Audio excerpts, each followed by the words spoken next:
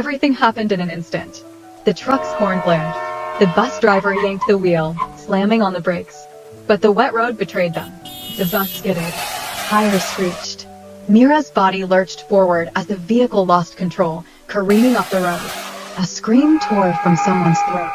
Metal groaned and twisted as the bus crashed through the guardrail and tumbled down a steep embankment. It flipped. Once, twice. Then, silence.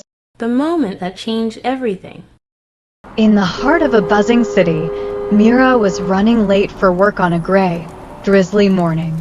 The streets were alive with the familiar chaos, honking cars, hurried footsteps, and the rhythmic splash of water as pedestrians navigated the rain-slicked pavement.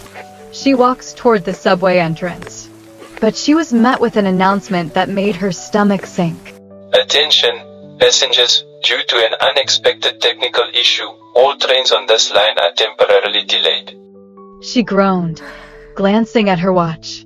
She couldn't afford to wait. Without a second thought, she turned on her heel, deciding to take the bus instead. Her breath coming in short bursts as she jogged to the bus stop. The streets glistened with fresh rain, and she darted between puddles, narrowly avoiding getting splashed by passing cars. As she approached the bus stop, she saw a bus already loading passengers. Then, a strange feeling crept over her. Something about this bus felt wrong. A chill ran down her spine, and for a fleeting moment, she hesitated. "Don't get on," a voice in her head whispered. She had no reason to be afraid, yet an inexplicable dread settled in her chest. But she shook the feeling off. "I don't have time for this. I'm already late." Taking a deep breath, she hurried forward, stepping onto the bus just as the driver moved out of the bus station. As she settled into a window seat, she noticed a man standing near the front. He was elderly, dressed in white, with a serene expression and kind eyes that seemed to carry a quiet wisdom. He smiled warmly at the passengers, his presence oddly calming. Moments after the bus pulled away from the stop, he spoke. Good morning, everyone. I know you're all busy with your day, but before we go too far, I'd like to ask you for a moment of your time. Passengers exchanged glances, some curious, others visibly annoyed. Meera, still catching her breath, raised an eyebrow but remained silent. The man continued, his voice steady. The world is full of uncertainty. No one knows what will happen in the next hour, let alone the next minute. But one thing we can do is pause and pray. A prayer doesn't have to be long or elaborate, it's simply asking for protection and grace. Will you join me in a short prayer before we continue our journey? A few passengers shifted uncomfortably in their seats. A young man in a business suit scoffed, shaking his head. This is public transport, not a church. A woman near the front rolled her eyes. Yes. Save the summons for Sunday. Another passenger chuckled under his breath. Who prays on a bus? The preacher, undeterred, simply bowed his head. Dear Lord, protect this bus and everyone on it. Deliver us from every impending danger. Meera felt a tug in her heart. There was something about his words that made her uneasy, as if they carried an unspoken warning. Ignoring the chuckles and murmurs around her, she closed her eyes and whispered her own quiet prayer. Bless everyone here. Amen. When the preacher finished, he sat down and silence settled over the bus once more. The rain outside had turned into a steady downpour, blurring the city beyond the glass. Meera turned to look out the window, watching the cars splash through puddles as the bus rumbled down the busy streets. Then came the turn. The bus approached a sharp bend near an overpass.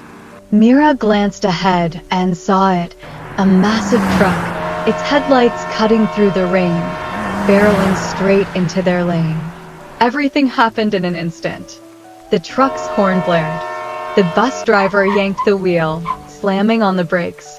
But the wet road betrayed them. The bus skidded. Tires screeched. Meera's body lurched forward as the vehicle lost control, careening off the road. A scream tore from someone's throat. Metal groaned and twisted as the bus crashed through the guardrail and tumbled down a steep embankment. It flipped. Once, twice, then silence. For a long moment, Meera didn't move. The world around her was eerily still, save for the distant wail of sirens in the background. Slowly, her senses returned. She was alive. Dazed, she blinked and tried to move. Pain shot through her side, but to her shock, she was otherwise unharmed. Groaning, she pushed herself up and glanced around. The bus was wrecked. Windows shattered, metal twisted beyond recognition. But what struck her the most was the people. So many of them were still, motionless in their seats. A cold dread crept over her. The ones who had mocked the prayer, they were among those who lay unmoving. But the preacher? The ones who had prayed? They were alive. She spotted the elderly man standing nearby, untouched by the wreckage. His white clothes were as spotless as before, and when their eyes met, he smiled. Don't cry, you are fine. He said gently, extending a hand to help her up. Tears welled in her eyes as she grasped his hand, trembling. Emergency responders had arrived. The news had already begun to spread. The only survivors of the crash were those who had joined in the prayer. She had always believed in faith, but never had she seen its power so clearly. From that day on, she never underestimated the strength of a simple prayer. She realized that faith wasn't just an act of devotion, it was a shield, an anchor in the chaos of life. And every morning, before stepping out of her home, she whispered a prayer.